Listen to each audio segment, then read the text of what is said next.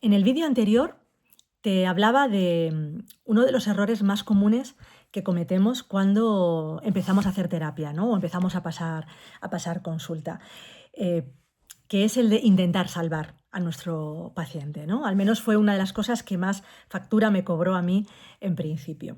Y hoy quiero hablarte de otro error común que tenemos, del que al principio tampoco somos muy conscientes, pero que también nos puede cobrar bastante factura, sobre todo al empezar. Y no tiene nada que ver con el no tener suficiente conocimiento pues para hacer terapia, no tener suficiente conocimiento de psicología, ni nada por el estilo. Te estoy hablando de el no saber poner límites. Porque muchas veces creemos pues que ser buenos terapeutas es estar siempre disponibles, implicarnos mogollón, no importa lo que estemos dando, dar más, estar si nuestro paciente lo necesita, aunque sea de continuo.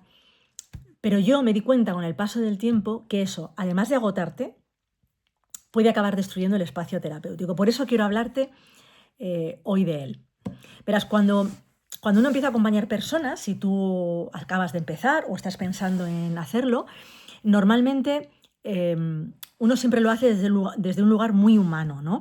Que es el de querer ayudar. Eso te comentaba también en el vídeo anterior. Por eso lo de querer salvar al paciente, ¿no? El de querer hacerlo bien, el de querer sostener, ¿no? Acompañar, querer que la persona, pues eso, en todo momento se pueda sentir acompañado, que crea, y no solo que crea, sino que tenga la certeza de que le vamos a ayudar a solucionar su problema, que nos vamos a implicar en ayudarle, ¿no? En darle las herramientas necesarias para que pueda solucionar aquello que le pasa. Y ahí es donde muchas veces nos confundimos. ¿Por qué? Pues porque confundimos quizás cercanía con falta de límites. Creemos que poner límites a lo mejor a nuestro paciente o a nuestro cliente pues es algo de, no sé, es como ser muy frío, es como ser distante, estamos poniendo una especie de barrera invisible pero que se va a notar, o que no estamos siendo empáticos, cuando en realidad, y te lo digo por experiencia o en el paso del tiempo me di cuenta, es todo lo contrario. Y hay una cosa muy curiosa que pasa con el tema de los límites, y es que la mayoría de las veces no es evidente que no estamos poniéndolos, ¿no? No es algo de lo que nos vayamos a dar cuenta a la primera de cambio, ¿no? Pero sí es cierto que hay pequeños detalles que, si somos capaces de percibirlos, nos pueden ayudar a darnos cuenta de hasta qué punto estamos poniendo esos límites o no, ¿no? Son cosas que yo luego fui anotando y fui haciéndome consciente de ellas, y por eso hoy quiero contártelas. Por ejemplo, responder mensajes fuera de horario constantemente, alargar las sesiones o no estar pendiente de la hora, pensar que lo que te decía, que uno tiene que estar siempre disponible si su paciente o su cliente lo necesita, sentirnos súper culpables si no respondemos a la demanda de la otra persona de una forma rápida, o incluso permitir ciertas dinámicas que en el fondo son como una invasión emocional. Por ejemplo, que nos pregunten sobre nuestra vida personal y contestarles, o contarles cosas de ese tipo, no saber decir que no. Y la mayoría de las veces hacemos estas cosas y ni siquiera nos damos cuenta de que nos está pasando, ¿no? Como te digo, a mí esto me ocurrió muy al principio, ¿no? Me costaba muchísimo, por ejemplo, si yo veía que mi paciente no se encontraba bien, o que en el tiempo que duraba la sesión no veía que a lo mejor se fuera a ir pues mucho más animado o mucho menos ansioso, pues alargaba un poco más la sesión de la cuenta. Eso me acababa generando mucha tensión a mí, porque eso significaba empezar más tarde con el siguiente paciente, atrasar al resto de la gente que después podía molestarse o que tenía el tiempo mucho más medido, con lo cual, pues a mí también todo eso me agobiaba mucho, y el agobio no es algo que te pueda permitir estar centrado y concentrado en la persona que tienes enfrente, ¿no? Con una escucha activa, etcétera, etcétera.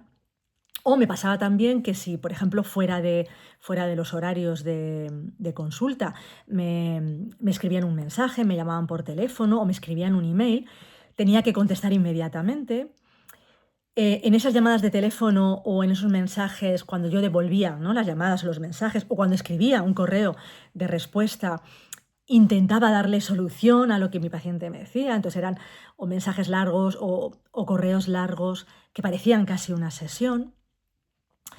Y de alguna forma me empecé a dar cuenta que muchos pacientes a lo mejor me contaban cosas que les había ocurrido durante el tiempo que no nos habíamos visto y que para ellos eran importantes y trabajábamos sobre ellas, pero siempre cuando estaba terminando la sesión o surgía una emoción, con lo cual era mucho más difícil despedirse del paciente o por ejemplo, me decía, bueno, yo sé que ahora debe quedar poco tiempo, pero es que ahora quiero comentarte lo que más me preocupa, lo que más me angustia, lo que más me ha traído hoy aquí.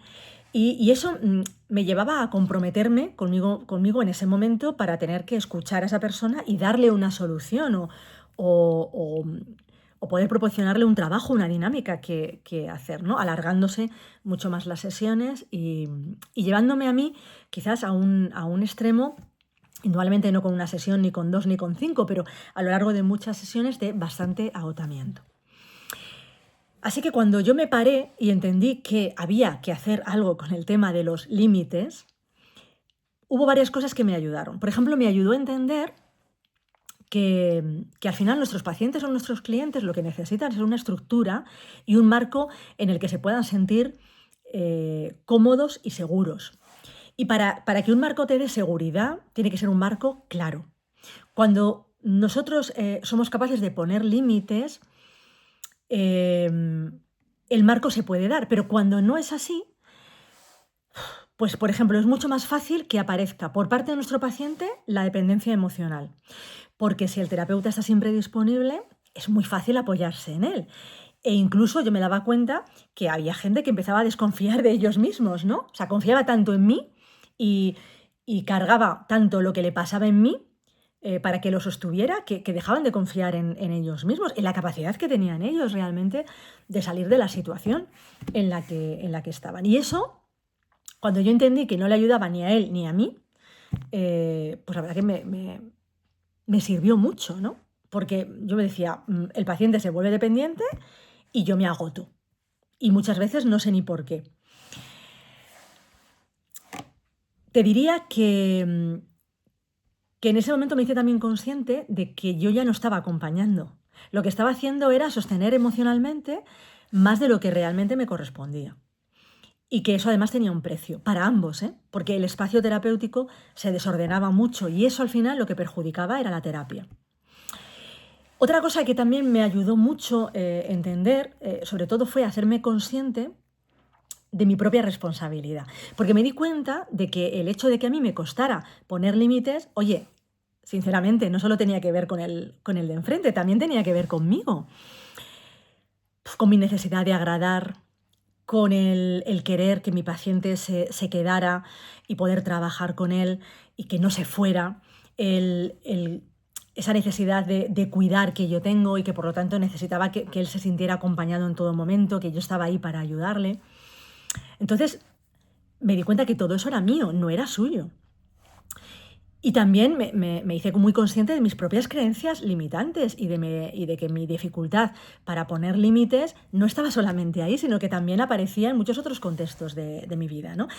Por eso hay una frase que yo utilizo mucho y que les digo mucho a mis pacientes, y es que son y han sido, y creo que serán, mis grandes maestros, porque lo que yo he aprendido con ellos no lo he aprendido, creo, que con nadie. Claro, llegado a este punto, la pregunta es, ¿y entonces qué es poner límites sanos? Bueno, pues indudablemente lo que no es tener que decir siempre que no, ¿no? Ser duro, ser inflexible. No. Es más, por ejemplo, pues desde el principio, yo te voy a decir lo que a mí me ha funcionado y me ha servido y me sirve hasta el día de hoy, y llevo casi 34 años, pasando consulta a diario con pacientes. Es dejar claro desde el principio el horario, dejar claro cuál es la duración de las sesiones, dejar clara cuál es la política de cancelación, es decir, qué es lo que pasa si mi paciente cancela en el momento, se olvida de la cita o simplemente no llega a tiempo por algo que podría haber evitado. O, por ejemplo, cuando no te avisa. Dejar también claro cuándo vamos a responder mensajes. Dejar claro qué tipo de contacto vamos a tener fuera de consulta. Es decir, eso que hablábamos del marco claro y seguro, ¿no?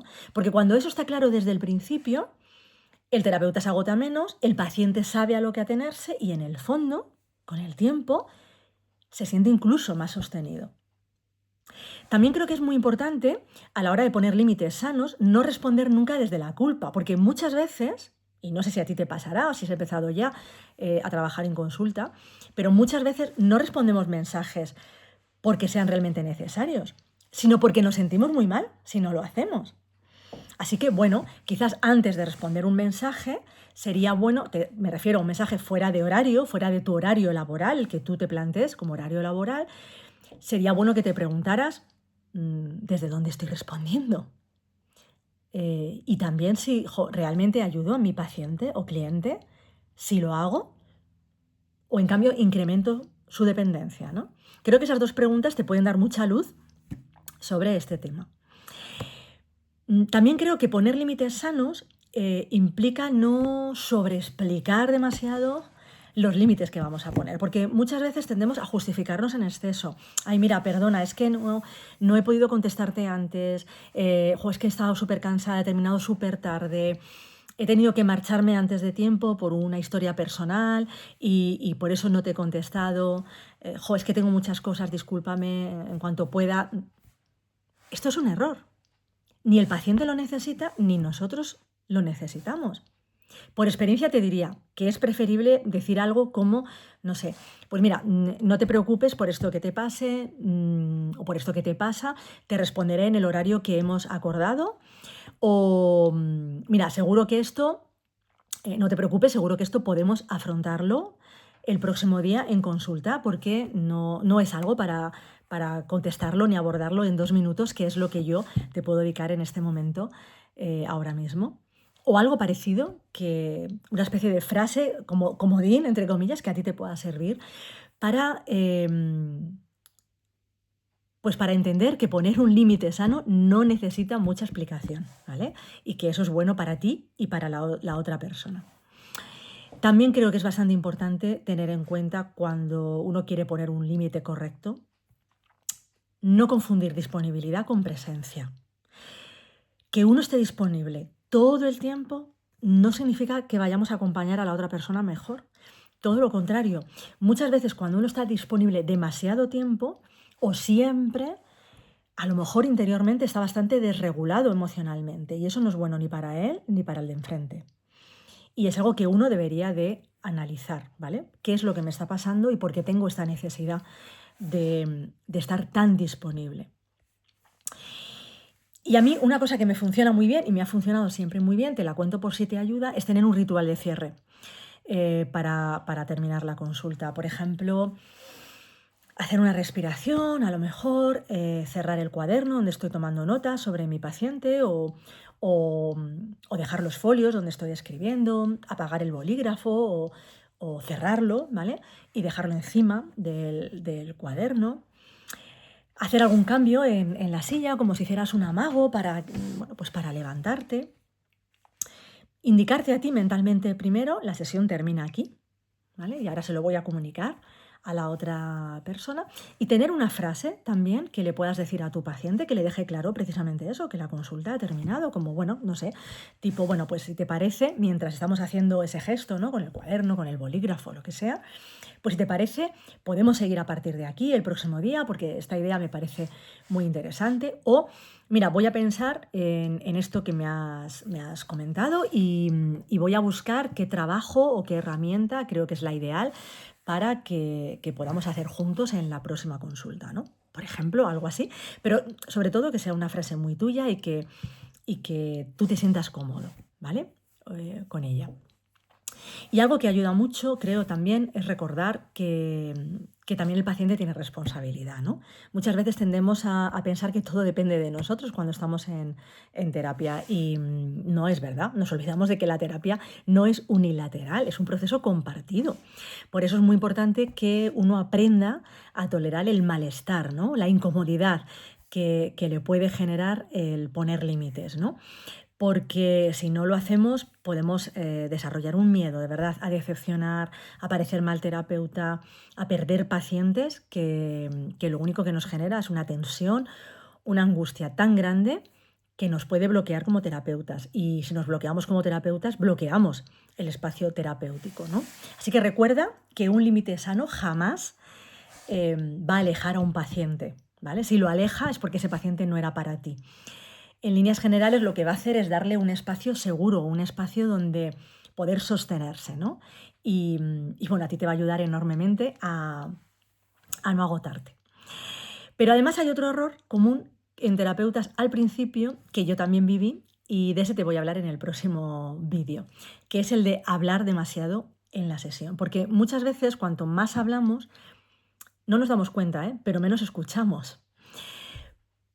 Como te digo, te lo explicaré en el siguiente vídeo. Si eres terapeuta o estás empezando y te parece interesante todo esto que te comento, pues me encantaría que te suscribieras aquí abajo a mi canal. Además, te regalo una guía de autocuidado emocional para cuando uno empieza, que bueno, yo elaboré luego después y que creo que te puede ser muy útil y porque creo que muchas de las cosas que te voy a contar en mi canal te pueden ayudar muchísimo en tu práctica clínica.